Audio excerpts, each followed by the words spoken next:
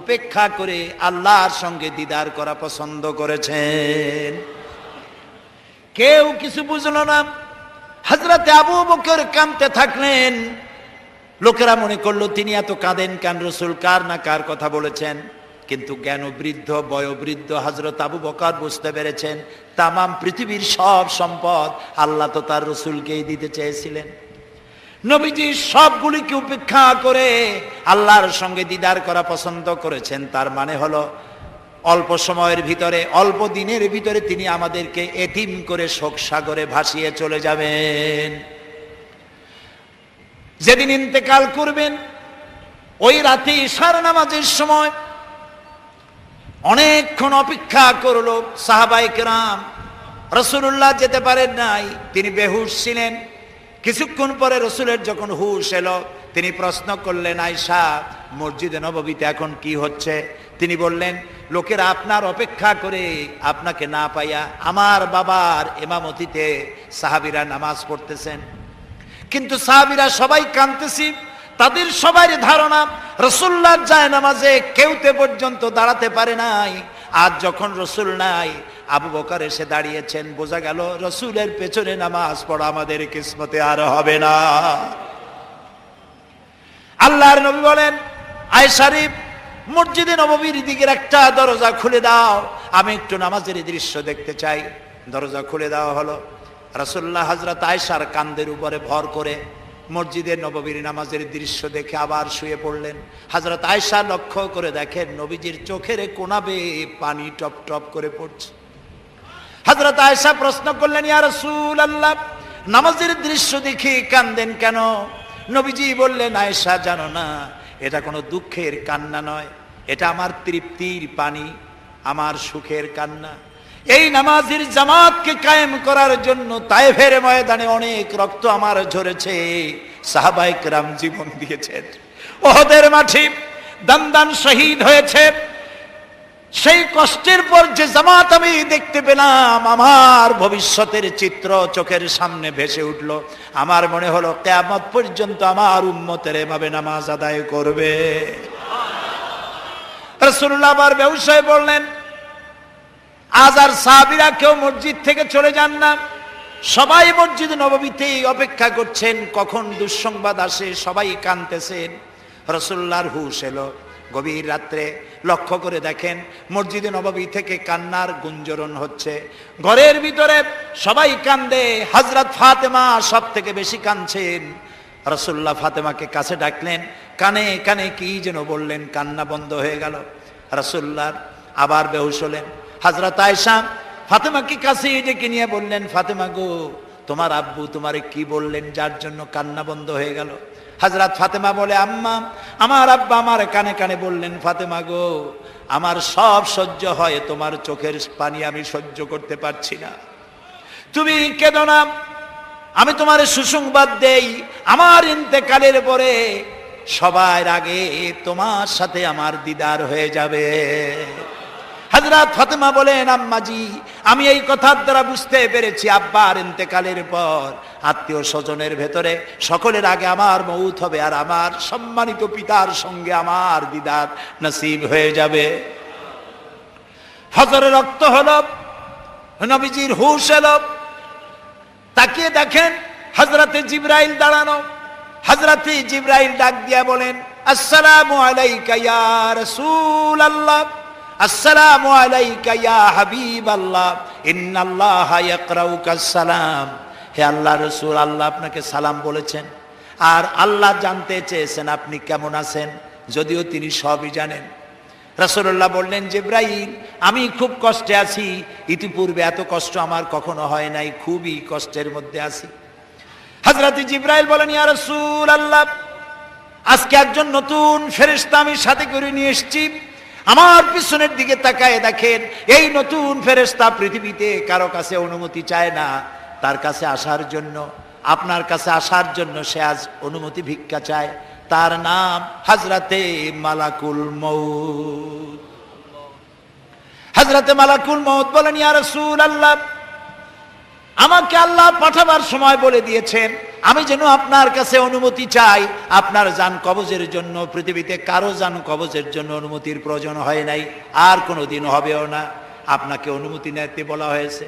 রাসূলুল্লাহ বললেন, মালাকুল মউত, আমি যদি অনুমতি না দেই কি হবে?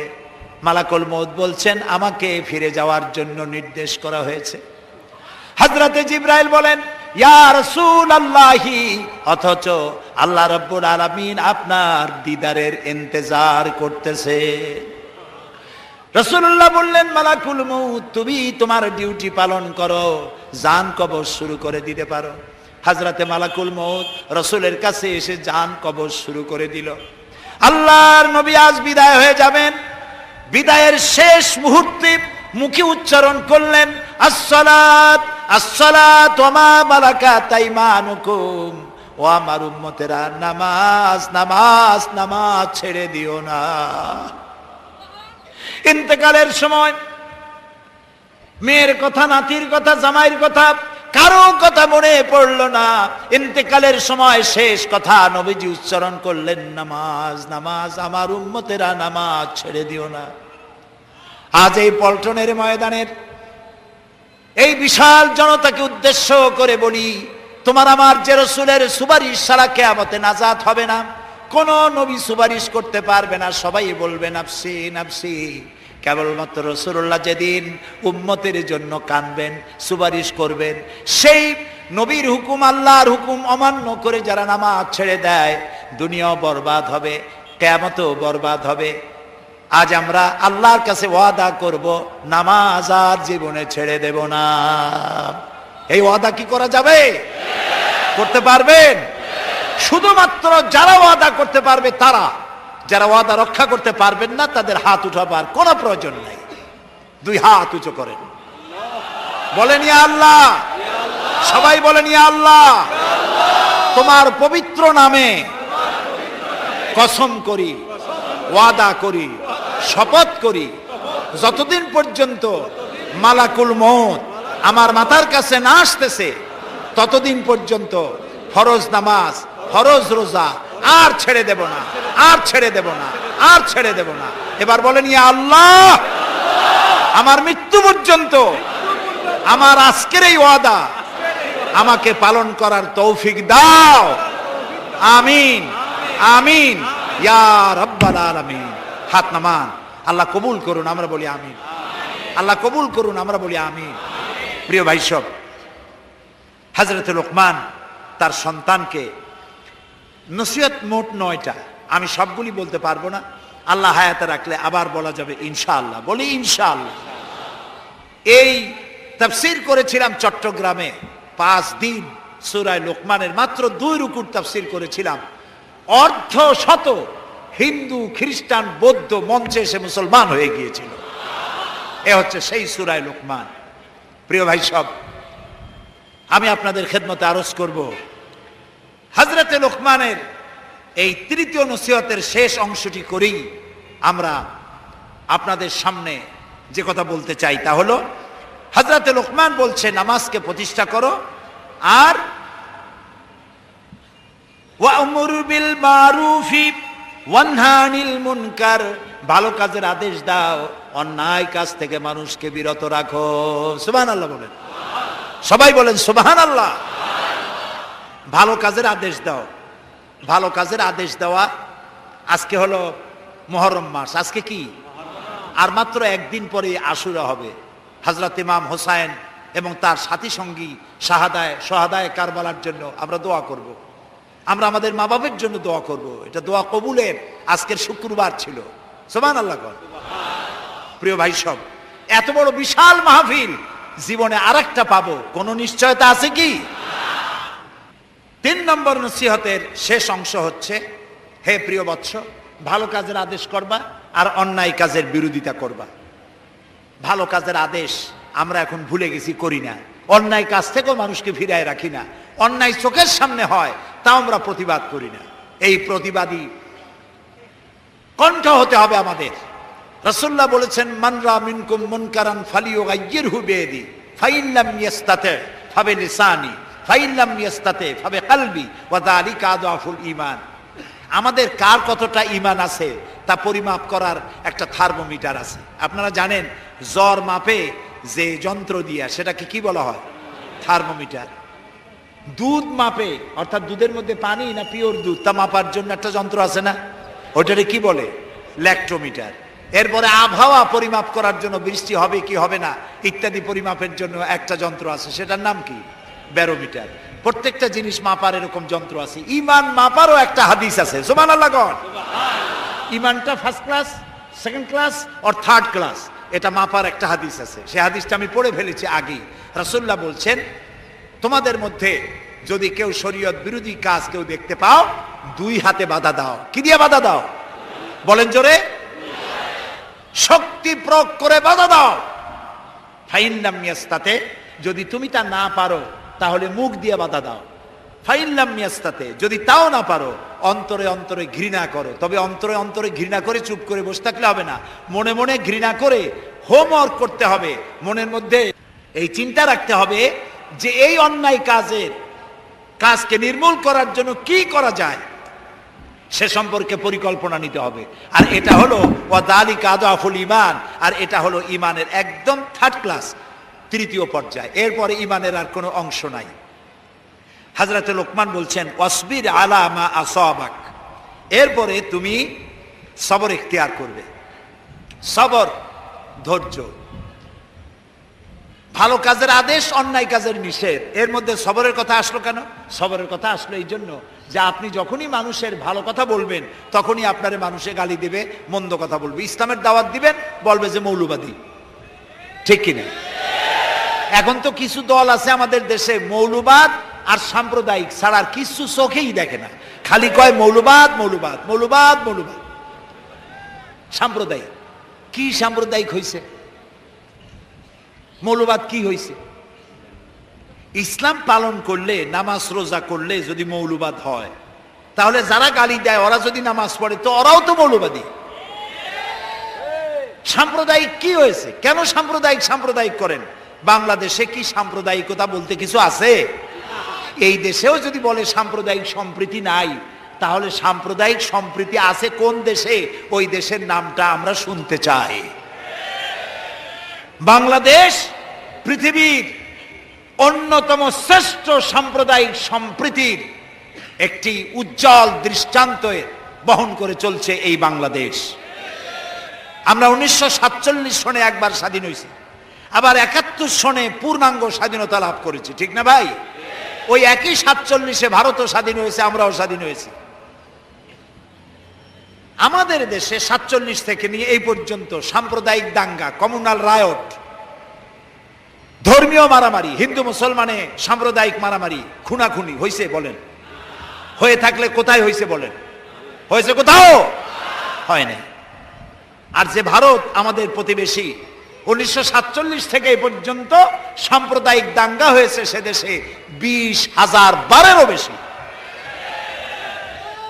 সেটা নিয়ে কোনো মাথা ব্যথা নেই, সমস্ত মাথা ব্যথা আমাদের দেশ নিয়ে। এইখানে খালি কয় সাম্প্রদায়িক। নামাজ যদি পড়ে, লোকেরা নামাজ পড়ে, রোজা রাখে, ইসলামের কথা বলে, সাম্প্রদায়িক মৌলবাদ এইসব কথা বলিয়া মানুষকে আর ধোকায় ফেলা যাবে না ইনশাআল্লাহ। এখন মানুষ অনেক জাগ্রত ইনশাআল্লাহ। এদেশে ইসলাম প্রতিষ্ঠিত হবে ইনশাআল্লাহ। সেজন্য আমাদেরকে আরো পথ পাড়ি দিতে হবে, আরো এগিয়ে যেতে হবে। এই দেশকে অকার্যকর এবং ব্যর্থ রাষ্ট্র করার জন্য অনেকে মিথ্যা গল্প তৈরি করতেছে, দেশটাকে বদনাম করার জন্য। আপনারা লক্ষ্য করেছেন কিভাবে সর্বনাশ করছে?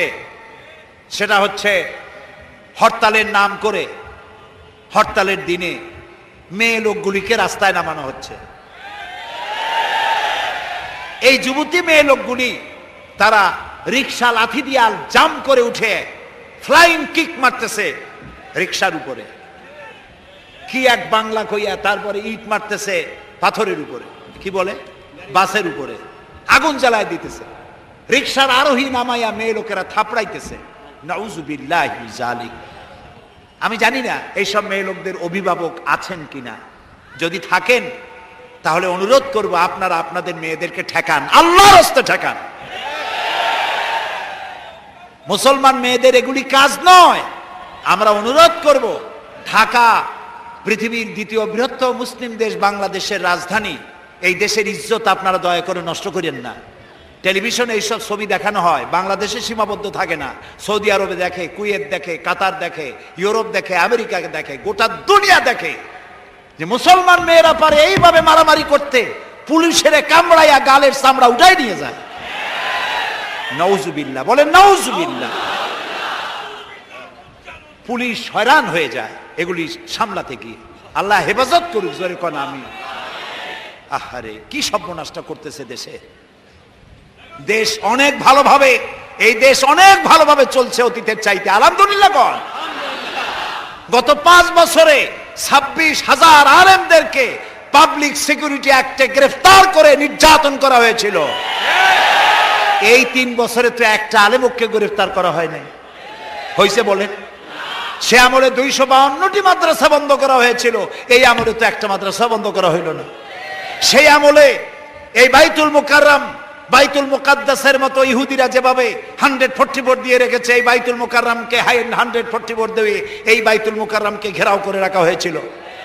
বাইতুল মুকাররমের মসজিদের ভেতরে হাজার হাজার মুসল্লিদেরকে পিটাইয়া তাদের রক্ত দিয়ে মসজিদ লাল করে দেওয়া হয়েছিল। এগুলি কি মিথ্যা কথা না সত্য কথা? প্রিয় ভাই সব, এখন তো এগুলি করা হচ্ছে না। আপনারা খামাখা বোমা মারিয়া, মাস্তানি করিয়া, হরতালের নাম দিয়া দেশটারে সর্বনাশ করেন না।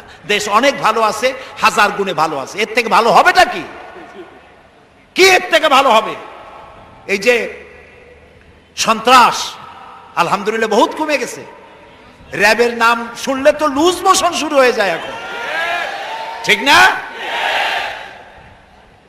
এখন এই র্যাব শুনে, র্যাবের নাম শুনে গোটা জাতি র্যাবের সুন্দর অ্যাকশনে এবং তাদের উপস্থিতিতে গোটা জাতি বলতেছে আলহামদুলিল্লাহ।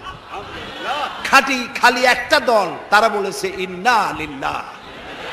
কারণ তাদের সন্ত্রাসীগুলো যদি সব সর্বনাশ হয়ে যায়, তাহলে কেয়ারটেকার গভর্নমেন্ট আসলে তারা শয়তানি করবে কি দিয়ে? এই হলো আফসোস। আমার দেশে হিন্দু, খ্রিস্টান, মুসলমান সব নিরাপদে বসবাস করতেছে, আলহামদুলিল্লাহ বলে। আলহামদুলিল্লাহ কোন। সুতরাং এই পরিবেশকে ধরে রাখার জন্য চেষ্টা করতে হবে। সরকার যেসব অন্যায় কাজ করে সেজন্য প্রতিবাদ করবেন।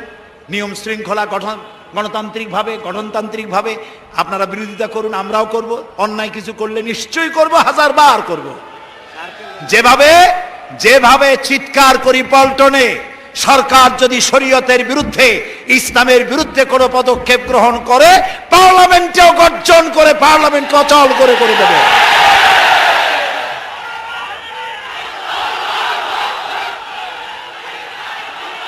প্রিয় ভাই সব, এই বাংলাদেশ পৃথিবীর দ্বিতীয় বৃহত্তম মুসলিম দেশ। হিন্দু, মুসলমান, খ্রিস্টান, বৌদ্ধ সবাই শান্তিপূর্ণ পরিবেশে আমরা আছি এবং ভবিষ্যতে আরো ভালো হবে ইনশাআল্লাহ। প্রিয় ভাই সব, মোনাজাত করব। মোনাজাতের জন্য দাঁড়ানো ভাইরা এবার বসেন। আর যে নামাজের কথা বললাম, রাসূলুল্লাহ বলেছেন সাল্লু কামা রাআইতুমুনি উসাল্লি, নামাজ পড়ো সেইভাবে যেভাবে আমাকে নামাজ পড়তে দেখেছো। তো রাসূলুল্লাহ কিভাবে নামাজ পড়তেন সে ব্যাপারে অনেক বই আছে। একটি বই আমারও আছে, চরিত্র গঠনে নামাজের অবদান। এই বইটি পাওয়া যাবে। এর মধ্যে কোরআন হাদিস দিয়ে নামাজ কিভাবে পড়লে আল্লাহ কবুল করবেন এবং নামাজ কেন পড়তে হবে বিষয়গুলি এখানে বলা আছে। এ সমস্ত বইপত্র যাওয়ার সময় নিয়ে যাবেন আর ইসলামী পাঠাগারকে সাহায্য করে যাবেন। মোনাজাতের পরে নামাজ জামাতে আদায় করে যাবেন। আল্লাহুম্মা আমিন। রব্বানা যালামনা আনফুসানা ওয়া ইন লাম তাগফির লানা ওয়া তারহামনা লানাকুনান্না মিনাল খাসিরিন। সবাই পড়েন আমার সাথে, রব্বানা যালামনা আনফুসানা ওয়া ইন লাম তাগফির লানা ওয়া তারহামনা লানাকুনান্না মিনাল খাসিরিন। আয় আল্লাহ তাআলা, লাখো জনতা নিয়ে কোরআনে কারীমের তাফসীরের মাহফিলে গুনার বোঝা মাথায় নিয়ে তোমার দরবারে হাত তুলেছি। রব্বুল আলামিন, দয়া করে মেহেরবানি করে আমাদের জিন্দেগীর সকল গুনাহ খাতাকে মাফ করে দাও। আয় আল্লাহ তাআলা, জেনেও গুনাহ করেছি, না জেনেও করেছি, বুঝেও করেছি, না বুঝেও করেছি, ছোট বড় বহু গুনাহ দিয়া জীবনকে ভরে ফেলেছি। মাবুদ গো, দয়া করে মেহেরবানি করে আমাদের জিন্দেগির গুনাহ মাফ করে দাও। আয় আল্লাহ তাআলা, আমাদের মধ্য থেকে মা বাপ যাদের দুনিয়া থেকে বিদায় হয়ে গেছে, আল্লাহ তাআলা মা বাপের কবরগুলিকে জান্নাতের টুকরায় পরিণত করে দাও। রব্বুল আলামিন, আমাদের আব্বা জান যাদের মারা গেল, কত কষ্ট করে আমাদেরকে মানুষ করেছেন, লেখাপড়া শিখিয়েছেন, জায়গা জমি করেছেন, বাড়ি ঘর করেছেন, যাওয়ার সময় একদম খালি হাতে চলে গেছেন। বছরের পর বছর, যুগের পর যুগ চলে গেল, কবরের ভিতরে কোন হালতে আছে জানি না। আল্লাহ তাআলা আমাদের বাপ জানজাত মারা গেছে, এই কবরটাকে জান্নাতের টুকরা বানাও। রব্বুল আলামিন, আমাদের জনম দুঃখিনী গর্ভধারিণী মা যাদের বিদায় হয়ে গেল, আল্লাহ তাআলা মা যাদের বিদায় হয়েছে, কবরটাকে বেহেশতের বাগান বানায় দাও। মা আমাদেরকে পেটে নিয়ে কত কষ্ট সহ্য করেছেন, ডেলিভারিতে কষ্ট বরদাস্ত করেছেন, 2-2.5 বছর পর্যন্ত বুকের দুধ খাওয়াইয়া মানুষ করেছেন।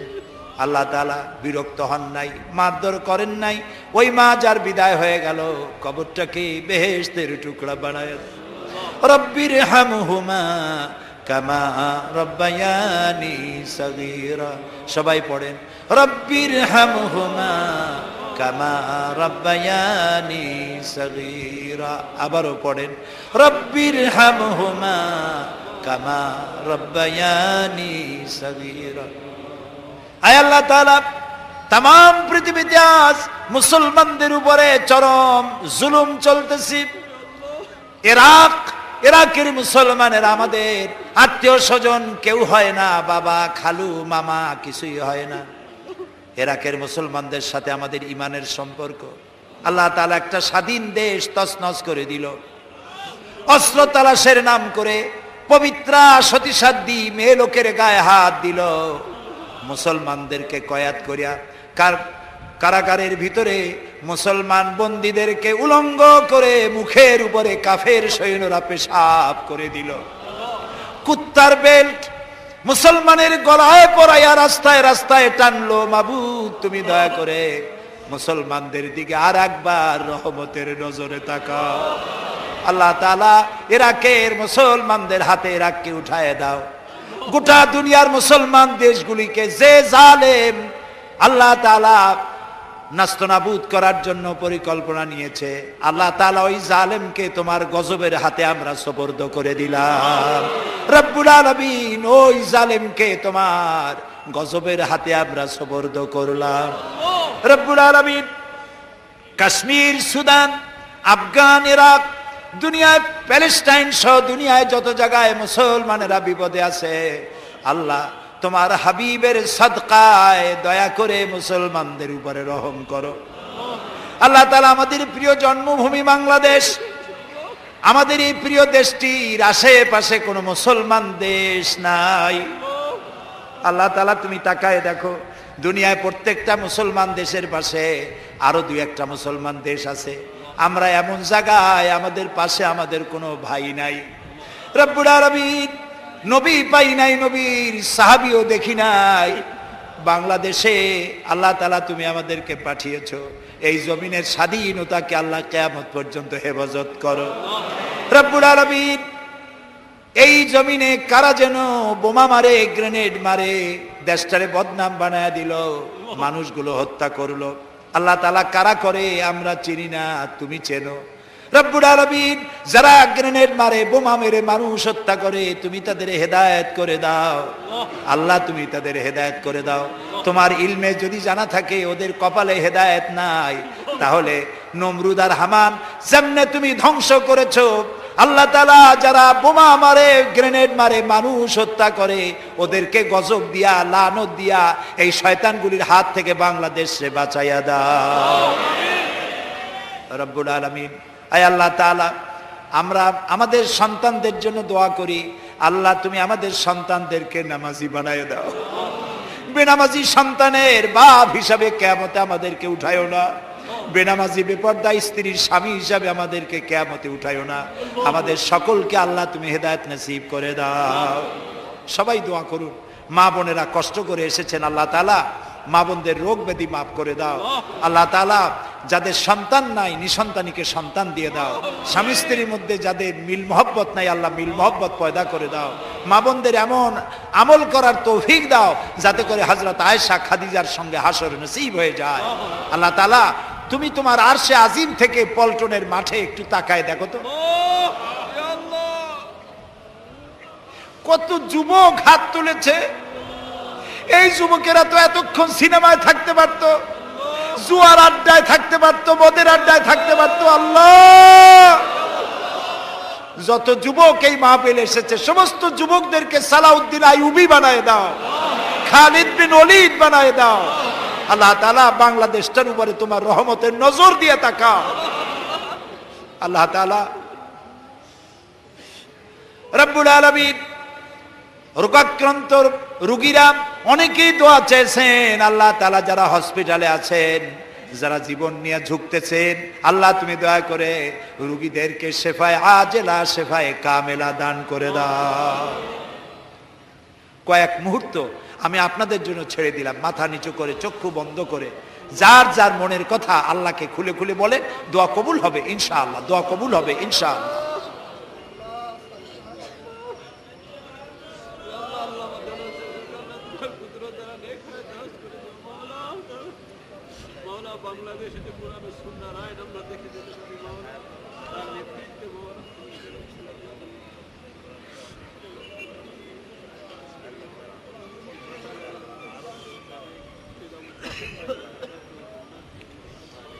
আল্লাহ তাআলা তোমার বান্দারা মনে মনে কে কি চাইলেন একমাত্র তুমিই শুনতে পেয়েছো।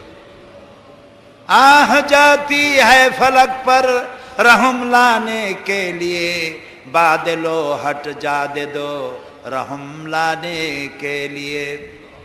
আয় আল্লাহ তাআলা আমরা যারা তোমার দরবারে হাত তুলেছি খালি হাতে ফেরত দিও না। আল্লাহুম্মা লা তারুদ্দানা খায়বিন, আল্লাহুম্মা লা তারুদ্দানা খায়বিন। আল্লাহ তুমি খালি হাতে একেবারে কিছু না দিয়ে আমাদেরকে ফেরত দিও না। আল্লাহ তাআলা আমাদের মধ্যে যারা হজ করে নাই, হজ করতে দিল চায়, আল্লাহ তাআলা তাদেরকে তোমার কাবা শরীফ চোখে দেখার তৌফিক দিয়ে দিও। রাসূলের রওজার কিনারে গিয়ে সালাম দেওয়ার তৌফিক দান করে দিও। আল্লাহ তাআলা তোমার দরবারে কি দিয়ে শুকর আদায় করব? যে ধাক্কা তুমি তামিলনাড়ু মালয়েশিয়া ইন্দোনেশিয়া দিয়েছো, ওই ধাক্কা বাংলাদেশে লাগলে আমরা তো শেষ হয়ে যাইতাম। আল্লাহ গরিব দেশ, তুমি দয়া করে আসমানি জমিনি বালা মুসিবত থেকে বাংলাদেশটাকে হেফাজত করো। আল্লাহ তাআলা আমাদের দেশের ব্যবসায়ীদেরকে হালাল ভাবে ব্যবসা করার তৌফিক দান করে দাও। ব্যবসায় তুমি বরকত দান করে দাও। চাকুরিজীবীদেরকে হেদায়েত দান করে দাও। আমার দেশে সরকার যারা দেশ পরিচালনা করছেন তাদের ঈমান দাও, ইনসাফ দাও, তোমাকে তোমার ভয় দাও, জাহান্নামের ভয় অন্তঃকরণে দিয়ে দাও।